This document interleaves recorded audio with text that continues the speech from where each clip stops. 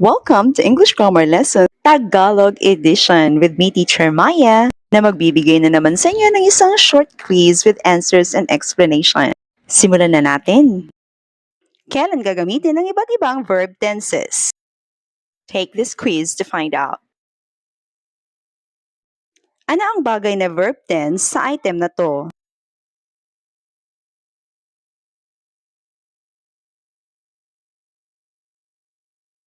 Itong option C. Aling verb tense ang bagay sa item na to?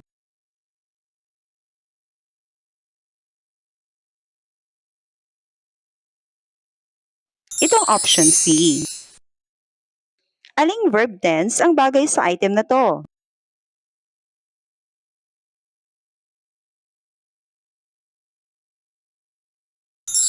Itong option A. Aling verb tense ang bagay sa item na to?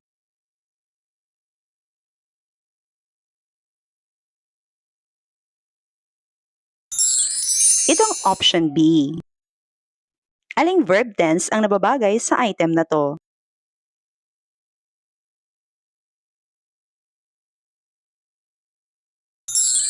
Itong option D.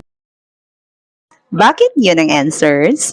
Ito ang explanations. Sa item na to, ang reply ni Marife kay Janelson ay tungkol sa kung ano ang ginagawa ni Arvin ngayon.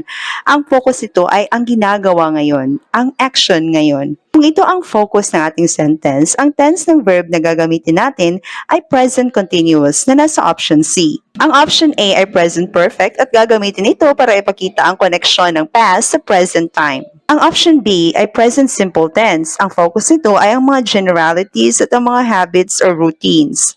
Hindi ang ngayon lang. Ang option D ay isang past continuous tense. Hindi ito ginagamit para pag-uusapan ang now.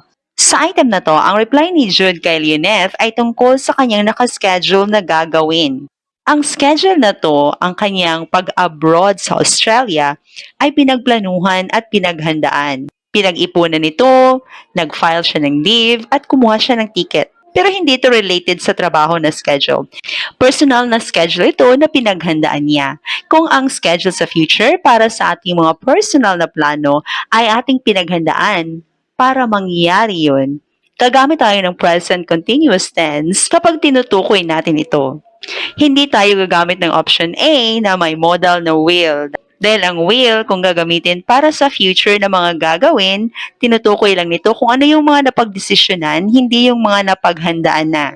Ganon din yung shall sa option B na gagamitin kapag I at we ang subject. So hindi rin bagay ang option D dahil ang should na modal ay ginagamit kapag tinutukoy natin kung ano yung dapat gawin, hindi yung mga nakaplanong gawin na pinaghandaan para mangyari sa future. Sa item na to, makikita natin sa conversation ni Elisa at Arvin na sila ay nasa restaurant at kinukumusta ni Elisa si Arvin. Sa sagot ni Arvin, sabi niya na medyo busy siya ngayon dahil siya ay nag-aaral. Pero hindi ibig sabihin nito na siya ay nag-aaral ngayon sa restaurant. Malamang kumakain siya, nagdi-dinner siya. Pero sa panahong yon, yung now, ongoing ang pag-aaral niya. Estudyante siya sa UPOU.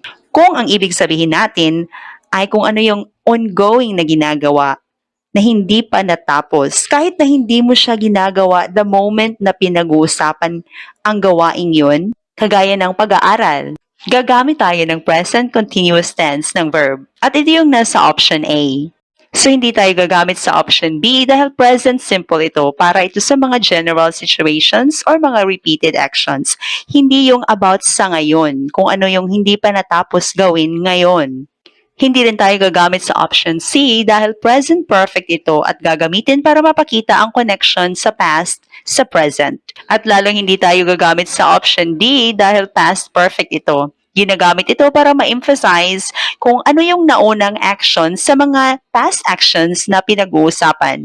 Sa item nito, pinag-uusapan ni Marites at Marisol ang pagka-irritable ni Jane. Makikita sa kanilang conversation na hindi sila sanay sa ganitong behavior ni Jane. Ang hindi nila pagkasanay sa pagiging irritable ni Jane ay nagpapakita ng changes sa behavior ni Jane.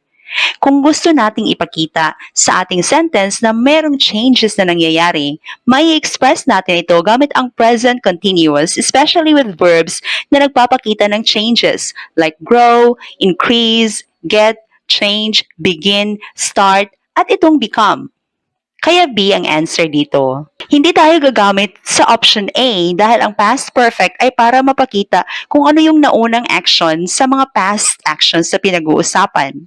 Hindi rin tayo gagamit ng option C dahil present simple ito. Para ito sa mga general situations or mga habits or routines, hindi sa changes ngayon. Ang option D ay hindi rin pwede dahil past continuous ito para sa mga actions na ongoing at a specific time sa past. Sa item na to, sinabi ni Eileen na sarado pa ang milk tea shop dahil 10 a.m. pa ang bukas nito. Ang opening time ang tinutukoy niya.